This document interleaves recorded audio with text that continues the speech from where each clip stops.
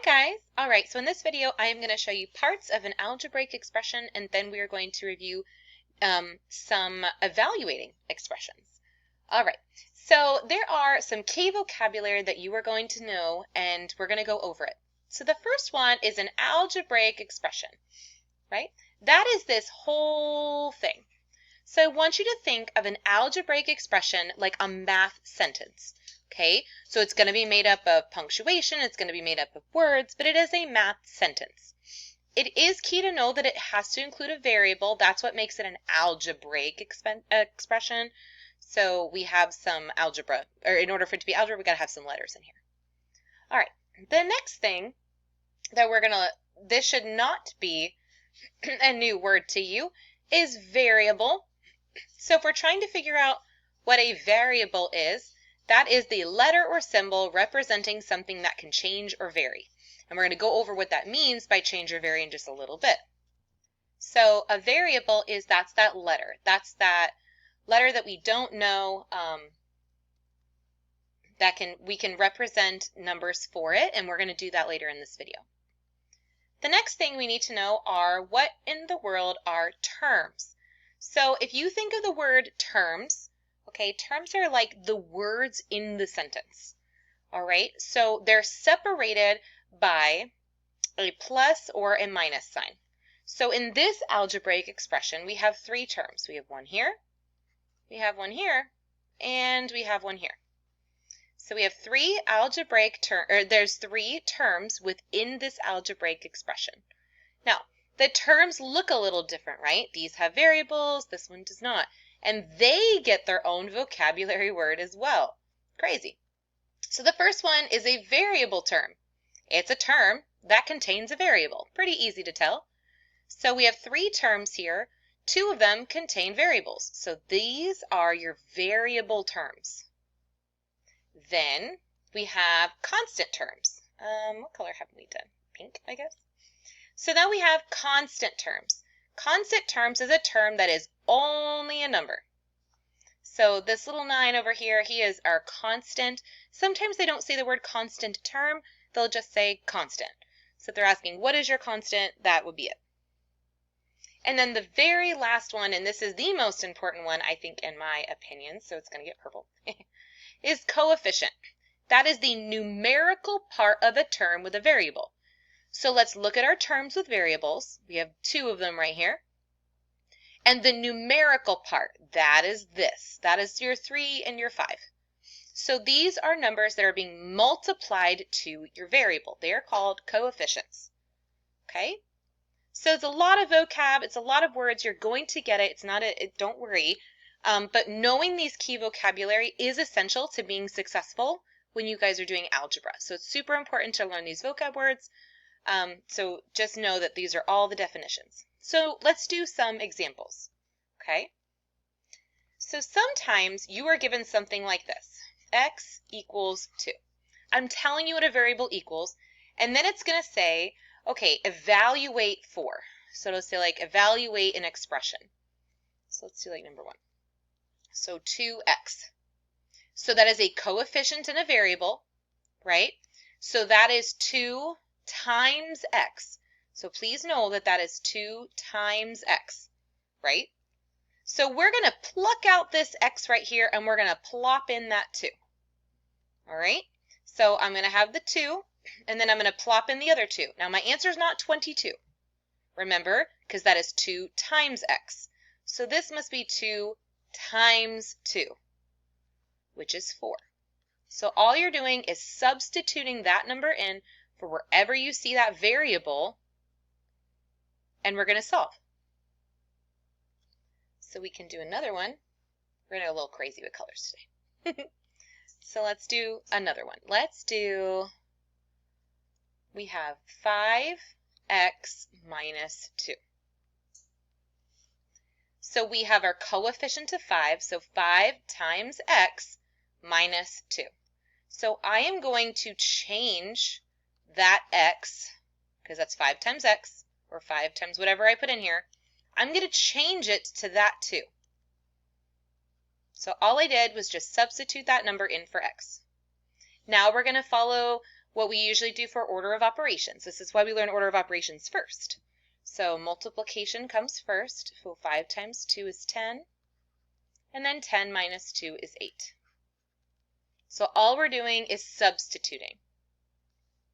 So now let's do some other examples.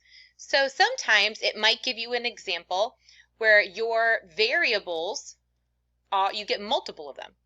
So it'll say x equals -2 and y. Actually, let's choose a different color for y. Let's do, oops, sorry. And we'll have y equal 5. So we have x equals -2, and we have y equals 5. So let's pick. Let's do some. Okay. So in example 1, we're going to have x plus 2x plus y. All right. So wherever I see an x, I'm going to plug in a -2. Wherever I see a y, I'm going to plug in a 5. So that x we have is -2 plus 2 times x, which is -2, plus whatever y equals, which is 5. So this is the new part. The substituting part is the new part. So now what we're going to do here is we're just going to do our normal order of operations, our GEMDAS. So this is first, multiplication trumps addition. 2 times -2 is -4, and I'm bringing down everything else. Everything else. All right. So now from left to right. So 2 plus -4 is -6. -6 plus +5 is -1. So all we're doing is just substituting and then doing GEMDAS. So if the substituting part, that's what we're going to gain this week. And then the order of operations, this is the next step. So now we're going to really step it up, and I'll show you. All right, so let's really step it up. So I'm going to give some big numbers. So we are going to have a equal -4, and we're going to have b equal +5, okay? And here's our expression. We're going to have -3 times the absolute value of 2a minus 4b, absolute value bar. Okay, so first thing is we need to substitute. Okay, so we still have this -3, that's not changing, absolute value bar. This is 2 times a, so it becomes 2 times -4, because that's what a equals, minus 4 times whatever b is, and that's 5. 4 times 5. And then absolute value bar. So we went, so all we did was substitute all the a for -4 and my b for 5. Now we got to follow order of operations. So the first step is GEMDAS. So in GEMDAS is grouping symbols. Absolute value bars are considered grouping symbols. So I have to kind of look just in here. Let's just look in here. All right. So we have multiplication, subtraction, multiplication. So which one goes first? Multiplication. But you have to do them from left to right. So let's just do this one. 2 times -4 is -8. Now I am bringing down everything else. I'm sure you guys can do more steps at a time, but my brain doesn't work that way. So I'm going to just basically break it down. So I did that. Now I'm going to do this multiplication. -4 times +5 is -20. Absolute value bars times -3. Okay? So now we're still in our grouping symbols, right? -8 plus -20 is -28. Now, we have -3 times whatever the absolute value of -28 is. So remember, absolute value is the distance from 0. So -28 would be 28 spaces away. So this is going to be 3 times 28. It can come out of the absolute value bars. It's always going to be positive. And then we can just grab our calculator for this one. So I don't know 3 times 20 off the top of my head. And you'll get 84.